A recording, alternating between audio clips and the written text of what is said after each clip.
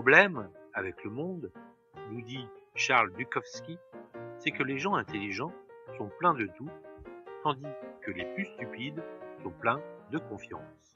Voici aujourd'hui le principe de Dunning-Kruger, ou pourquoi les incompétents se croient si doués, et inversement, pourquoi les plus doués sous-estiment leur niveau de compétence. Les deux psychologues américains à l'origine de cette théorie l'ont évoqué pour la première fois en 1999 dans le journal Personality and Social Psychology. C'est un biais cognitif qui se traduit par notre incapacité à reconnaître objectivement notre incompétence. À l'origine de cette théorie, un fait divers qui a attiré l'attention des psychologues Dunning et Kruger, intrigués par le fait d'apprendre qu'un voleur avait pu braquer une banque sans masque et en plein jour. Il faut remonter en 1995 à Pittsburgh en Pennsylvanie où MacArthur Wheeler décide de dévaliser deux banques. Manque de chance, il sera arrêté le soir même, confondu par les caméras de surveillance. Il faut dire qu'il s'était rendu sur le lieu de ses crimes, le visage découvert, la tête enduite de jus de citron, étant persuadé que, comme pour l'encre invisible, le citron le rendrait indétectable par les vidéos de surveillance. On imagine assez facilement la tête de Dunning et Kruger devant leur écran de télévision, se demandant comment cette personne avait pu prendre de si mauvaises décisions. Après de nombreux travaux de recherche, ces éminents chercheurs ont pu montrer que cet effet, qui porte leur nom, est un biais intellectuel qui pousse les gens incompétents à surestimer leurs capacités et les empêche de se rendre compte de leur erreur ou manque de compétences dans certains domaines. Mais attention, contrairement à ce que l'on pourrait croire, ce n'est pas la vantardise qui anime ces personnes, mais simplement la mauvaise estimation de leurs propres capacités. À l'inverse, leurs travaux ont pu démontrer que les personnes très compétentes tendent à sous-estimer leurs capacités tout en pensant que les autres sont plus doués qu'elles ne le sont.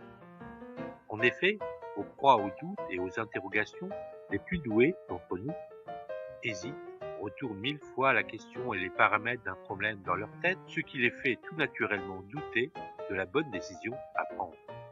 De la même manière, ces personnes ont tendance à penser que les tâches faciles pour elles le sont également pour les autres. CQFD, simplifié à l'extrême, la théorie de Dunning et Kruger peut s'entendre ainsi. Les mauvais se croient bons quand les bons se jugent mauvais. Mais ce n'est pas tout à fait vrai. Disons plutôt que ceux qui sont moins bons se jugent meilleurs qu'ils ne le sont, sans pour autant croire qu'ils sont les meilleurs. Et inversement, ceux qui sont doués se jugent moins bons, sans pour autant croire qu'ils sont les plus mauvais. À l'issue de leurs travaux, menés dans le département de psychologie de la Cornell University, Dunning et Kruger firent les constatations et émirent les hypothèses suivantes.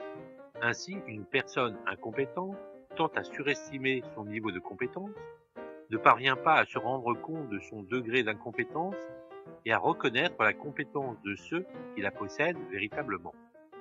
Cependant, si la formation de ces personnes mène à une amélioration significative de leurs compétences, elles pourront alors reconnaître et accepter leurs lacunes antérieures.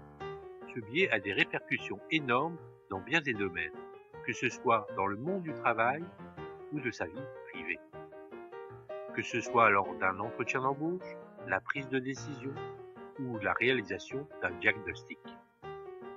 Méfiez-vous donc des personnes aux égos surdimensionnés, s'avançant remplis de certitudes sur des terrains qu'ils ne maîtrisent pas et qui entendent en remontrer à des personnes plus compétentes. Les études sur l'effet Dunning-Kruger ont surtout été réalisées sur des Occidentaux. Une étude sur des sujets est-asiatiques suggère un effet inverse, lié dans ce cas à une sous-estimation de sa propre valeur et à une forte motivation à s'améliorer. Néanmoins, comme le disait si bien Charles Darwin, l'ignorance engendre plus fréquemment la confiance en soi que ne le fait la connaissance. Voilà, vous êtes maintenant prévenus. Reste à savoir maintenant ce que vous ferez de ce petit savoir. À bientôt!